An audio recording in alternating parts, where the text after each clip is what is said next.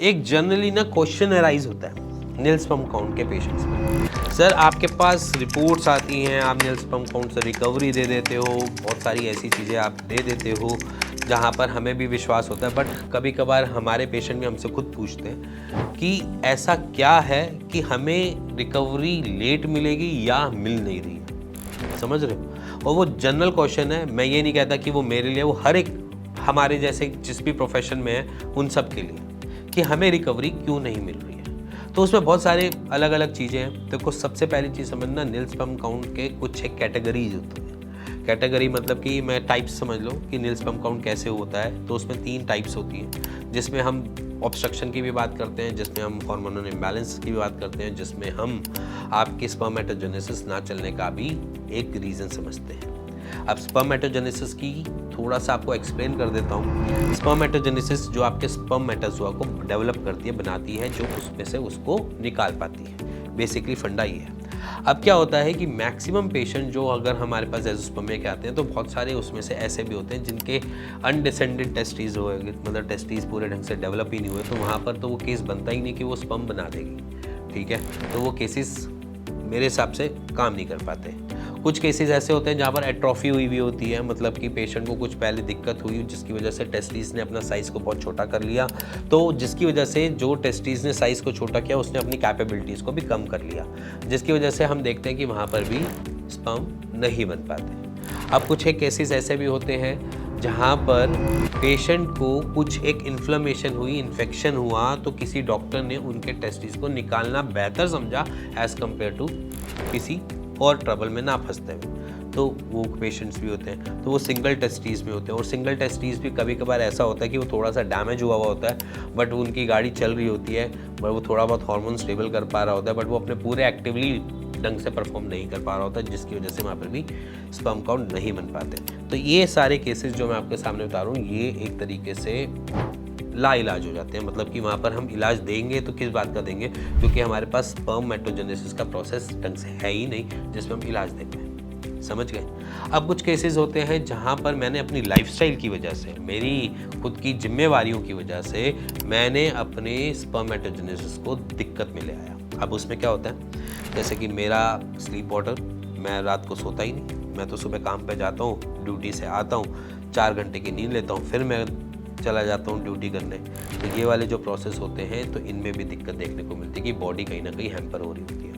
अभी कभी कभार क्या होता है कि हम प्रोटीन इंटेक कम होता है हमारा, हमारी फिजिकल एक्टिविटीज़ ज़्यादा होती है, तब भी देखते हैं कि हमारी स्पर्मेटोजेनेसिस को पूरे न्यूट्रिशन ढंग से नहीं मिल पा रहे, जिसकी वजह से उसने अपने स्पर्म काउंट को लोअर साइड ले गया, और कभी कभार वो नील भी दिख जाता है, तो जिसमें हम न्यूट्रिशनल डेफिशिएंसी को भी एक काउंटर कर देते हैं। और IBS के पेशेंट जैसे हो गए, जहाँ पर न्यूट्रिशन वो इंटेक करने की कोशिश तो कर रहे हैं, बट उनका शरीर उनको सपोर्ट ही नहीं कर रहा और स्टूल से बाहर निकाल देता है, और जिसकी वजह से वहाँ पर डेफिशिएंसी ऑफ न्यूट्रिशन हो जाता है, जिसकी वजह से स्पर्म काउंट नहीं मिल पाता है। अब ये कुछ चीज़ें हैं जहाँ पर हम ये देखते हैं कि इन सब केसेस में कभी कभार क्या होता है कि सप्लीमेंटेशन वो ले भी रहे होते हैं, तो वो सप्लीमेंटेशन भी एज इन स्टूल से पास हो जाता है। ठीक है, तो वो क्या करते हैं कि जब हमारे पास ऐसे कभी पेशेंट आते हैं तो ये कहते हैं कि सर हमने तो ट्रीटमेंट लिया था, हमने तो यहाँ से ट्रीटमेंट लिया था, हमने इन एलोपैथी डॉक्टर से ये वाला ट्रीटमेंट लिया, बट वो जब ट्रीटमेंट उन्होंने लिया तो बेसिकली वो उनका एक रूटीन है कि उन्होंने आपको प्रोटीन देना है, उन्होंने आपको जिंक के सप्लीमेंटेशन देनी है, आपको सप्लीमेंटेशन से आपकी उन सारी चीज़ों का एनरिच करना है, बट वो भी चीज़ें तभी लगेंगी ना जब आपके शरीर में उस सारी चीज़ों को निचोड़ने की या उन न्यूट्रिशन को गैदर करने की पावर हो। अब इसमें क्या होता है, कोलाइटिस या IBS में वो चीज़ें मिलती नहीं है, जिसकी वजह से वो दिक्कत में आ जाते हैं। सो वो वाली जगह हम अपने गट से परेशान हैं, अब कुछ जगह हम अपने हार्मोन से परेशान हैं, तो ये बहुत सारी कॉम्प्लिकेशंस उसी टाइम हम देखने को मिलते हैं। तो अब यहाँ पर क्या होता है कि ये वाली जो जगह होती है ये रिकवरेबल हो जाती है, कि जहाँ पर हम लाइफस्टाइल से दिक्कत में आए, जहाँ पर हमने अपने गट से दिक्कत में आए, हम अपने थोड़े से हार्मोन इम्बैलेंस की वजह से दिक्कत में आए, तो ये सारी चीज़ें स्टेबल हो जाती हैं और जहाँ पर हमें रिकवरी आराम से मिल जाती है। अब कुछ जगह होती है जहाँ पर ऑब्स्ट्रक्शन के केस होते हैं, जहाँ पर ऑब्स्ट्रक्शन आई हुई होती है, जहाँ पर रुकावट होती है, वो वाले केसेस भी रिकवर हो जाते हैं, क्योंकि वहाँ पर आयुर्वेद अच्छा काम कर जाता है, ऑब्स्ट्रक्शन को थोड़ा सा खोलने की कोशिश कर देता है, जिसकी वजह से हम देखते हैं कि वहाँ पर भी हम रिपोर्ट्स में ऐसी चीज़ें देख पाते हैं। सो यहाँ पर भी हमें रिकवरी मिल जाती है। अब कुछ पेशेंट्स के साथ क्या होता है कि सारी चीज़ें स्टेबल हैं, हार्मोन स्टेबल हैं, सारी चीज़ें स्टेबल हैं, बट वहाँ पर स्पर्मेटोजेनेसिस काम ही नहीं कर रही है। अब वहाँ पर क्या होता है कि कभी कभार वहाँ पर हार्मोन्स डिसेबल्ड भी होते हैं, तो भी जो उनकी स्पर्मेटोजेनेसिस है वो बिल्कुल काम ही नहीं कर रही। मतलब कि वो उन्होंने उसमें एक पूरी चेन सिस्टम है। चेन सिस्टम समझाते समझाते थोड़ा लंबा हो जाएगी ये वीडियो, तो इसलिए मैं आपको थोड़ा डिटेल में ना जाते हुए थोड़ा सा समझा देता हूँ कि स्पर्मेटोजेनेसिस में हमें लास्ट में स्पर्मेटोजोआ मिलता है, जिसे हम स्पर्म बोलते हैं, जो हमें फर्टाइल बनाता है। ठीक है, अब उससे पहले भी बहुत सारी चीज़ें होती हैं, जर्म सेल, सर्टोली सेल, बहुत सारी चीज़ें होती हैं। तो ये जब जर्म सेल या सर्टोली सेल कुछ भी इनमें से मिसिंग है या उसके आगे वाली चेन डेवलप ही नहीं हुई, तो हमें अपना स्पर्म नहीं मिलेगा। तो इसकी वजह से भी हम दिक्कत में आते हैं, और इसी की वजह से हम देखते हैं कि हर कोई डॉक्टर्स आपको प्रेफर करता है कि 84 दिन का ट्रीटमेंट आप लो या 90 दिन का ट्रीटमेंट लो, क्योंकि हमारी साइकिल ही 80 दिन के आसपास की पड़ती है। ठीक है, तो हम वो पूरी साइकिल को अगर देखा जाए या उस पूरी साइकिल को हम एक तरीके से मेज़र करें तो वो 90 दिन के आसपास अप्रॉक्सीमेटली पड़ती है। तो हर कोई डॉक्टर आपको कहता है 90 दिन का ट्रीटमेंट लेना पड़ेगा, 3 महीने आपको खानी पड़ेगी। तो इसके पीछे रीज़न ये आ जाता है कि उसको जज करना है या उसको भी देखना है कि वो पूरा अपने आप को क्रॉस ओवर कर पाया या नहीं कर पाया। तो इसीलिए जब भी आप एजोस्पर्मिया या लो स्पर्म काउंट के किसी भी ट्रीटमेंट में एंटर होते हो, तो आपको एटलीस्ट 3 मंथ्स का ट्रीटमेंट प्रेफर करता है, क्योंकि वहाँ पर प्रेफरेंस इसलिए हो जाती है क्योंकि स्पर्मेटोजेनेसिस को भी टाइम लगता है स्पर्म को बनाने के लिए। तो जो स्पर्म बना रही है जो चीज़, वो ही 90 दिन ले रही है, तो इसलिए वहाँ पर टाइम मिलता है उनको पूरा का पूरी चेन को डेवलप करने के लिए, तो इसलिए टाइम मांगा जाता है।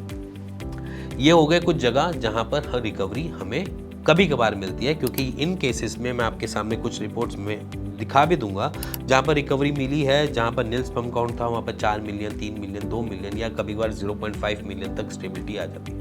अब यहाँ पर क्या होता है कि पेशेंट जहाँ पर पहले कुछ नहीं कर पा रहा था, अब उनके पास एक सपोर्ट मिल जाता है एज इन IVF का। तो यहाँ पर खुद से एज इन चाइल्ड को IVF के थ्रू मिल जाता है, तो यहाँ पर ऐसी रिकवरी मिलती है। बट इस रिकवरी में भी टाइम लगता है।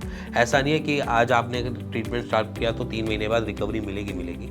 इसमें भी क्या पता 6 महीने लग जाए, और कभी कभार ऐसा भी हुआ है कि कुछ पेशेंट्स को अप्रॉक्सीमेटली 14-15 महीने भी लगे। तो मैं यहाँ पर टाइमिंग की बात नहीं कर रहा, मैं एक रिकवरी की बात कर रहा हूँ। तो इसीलिए टाइमिंग हमारे हाथ में नहीं होती और ना हम कभी भी जज कर पाते हैं, क्योंकि हमें क्लियरिटी तब तक नहीं मिल पा रही होती जब तक हमारी चीज़ें फॉलोअप में नहीं चल रही होती।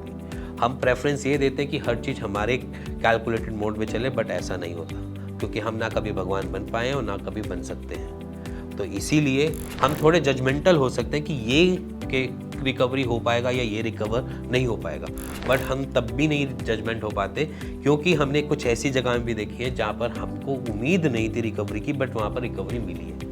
और जहाँ पर हमें ये लगता है कि ये रिकवरेबल है, यहाँ पर तो डेफिनेटली रिकवर हो जाएगी, बट वहाँ पर हमें रिकवरी में बहुत टाइम लगा। इसी के साथ मैं आपको कुछ बिफोर आफ्टर दिखाना चाहता हूँ। आप एक बारी उनको देखिए और खुद जज कीजिए कि एक्चुअली में नील स्पर्म काउंट रिकवर होता है, येस या नो। अगर आपको लगे तो प्लीज़ येस के कमेंट जरूर कर देना, और अगर आपको नहीं लगे तो नो के कमेंट भी कर सकते हो। ध्यान रखना, अगर आप नील स्पर्म काउंट में हो तो आप ऑल्टरनेट मेडिसिन की तरफ एक बारी जा सकते हो। चाहे आप उसमें सिद्धा लो, चाहे आप उसमें आयुर्वेद लो, चाहे उसमें होम्योपैथ लो, आप टूवर्ड्स ऑल्टरनेट मेडिसिन की तरफ जा सकते हो। इसी के साथ मिलते हैं नेक्स्ट वीडियो के लिए। तब तक goodbye and stay tuned and stay healthy.